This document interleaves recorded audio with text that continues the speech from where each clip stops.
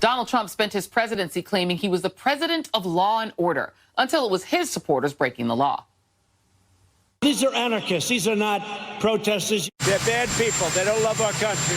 Any acts or threats of political violence are an attack on our democracy itself. We must accept the verdicts of elections. While I'm your president, we will protect our citizens, we'll defend our federal buildings, and we'll bring rioters and looters and thugs to justice. So go home.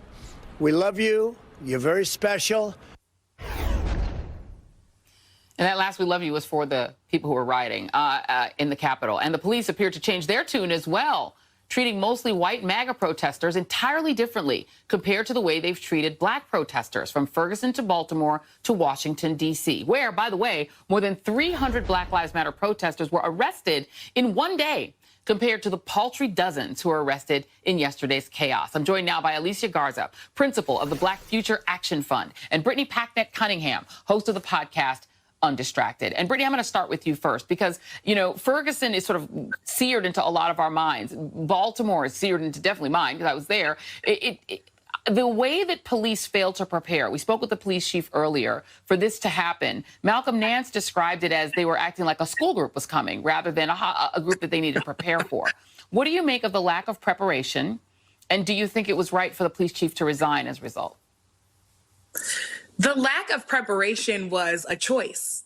This is why I think it's important, as you've been so careful to do, Joy, to choose the right language. We've been hearing all day, all across television and social media, that the police just let this happen. But that implies passivity. And Joy, as you well know, these are active choices. Just like it was an active choice to vote for Donald J. Trump in 2016 and again in 2020, it was a choice for certain journalistic outlets to humanize his followers. It was a choice to call him presidential on airwaves simply for being able to string together a sentence. It was a choice for social media platforms not to deplatform him, just like all of those choices.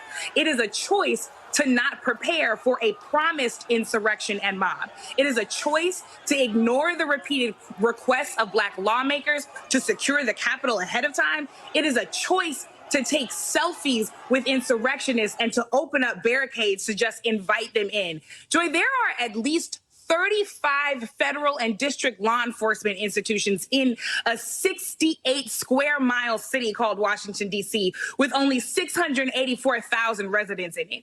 It was a choice for one of those departments to take the $460 million they get every single year and sit on their hands and pretend like this wasn't domestic terrorism. And the rioters knew that they'd make this choice, and that's why they're online happily taking credit for everything that they caused yesterday. We are not here by accident. We are here because of intentional, deliberate choices that were made by people of power and privilege. And guess what? They don't get to run away because we won't let them. We will not forget this.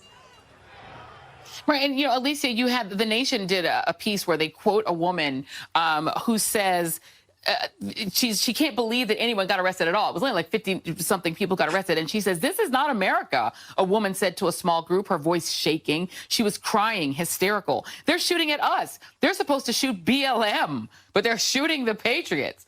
Like, what? You know, this shock, you know, that there was any policing at all. But what I saw was under-policing.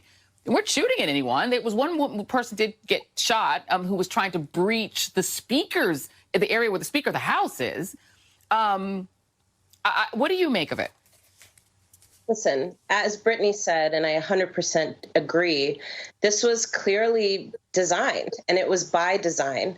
And even the outrage of the woman that you just talked about, who was quoted in The Nation, I mean, what she is saying is actually true for her. She deeply believes and deeply understands that this country is supposed to demonize Black Lives Matter. It's supposed to demonize people who are fighting for dignity and justice and freedom. It is supposed to over-police our communities. It's supposed to create us into an other that is criminal, animalistic and savage and out to take something from white people in this country.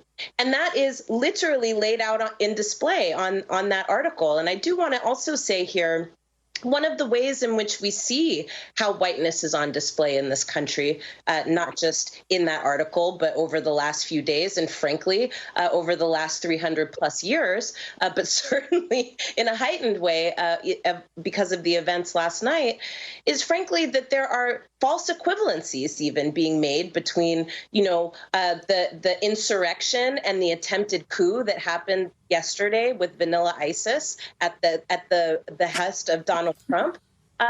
And, people who are taking to the streets because we are tired of being killed by the people who are supposed to protect and serve us, because we are tired of having our communities be devastated by a lack of resources while our military budgets and our police budgets are in the trillions. And yet, as you saw at the Capitol building yesterday, Vanilla ISIS was literally almost given milk and cookies. When I can tell you 100% that, a Black woman who was having a mental health crisis dared to do a U-turn in front of that building and she was shot and killed. So that is whiteness on display. I'm actually glad that quote out, because it is really reflective, I think, of how a lot of people see what America is. Yeah. Well, amazing. You win for Vanilla ISIS. You got that in there. There's nothing funny about it, but I have to smile at that one. Alicia Garza, Brittany Packnett Cunningham, thank you both very much. We went overtime earlier in the show, but thank you very much. I wish we had much more time, but thank you. Okay, coming up next, Mary.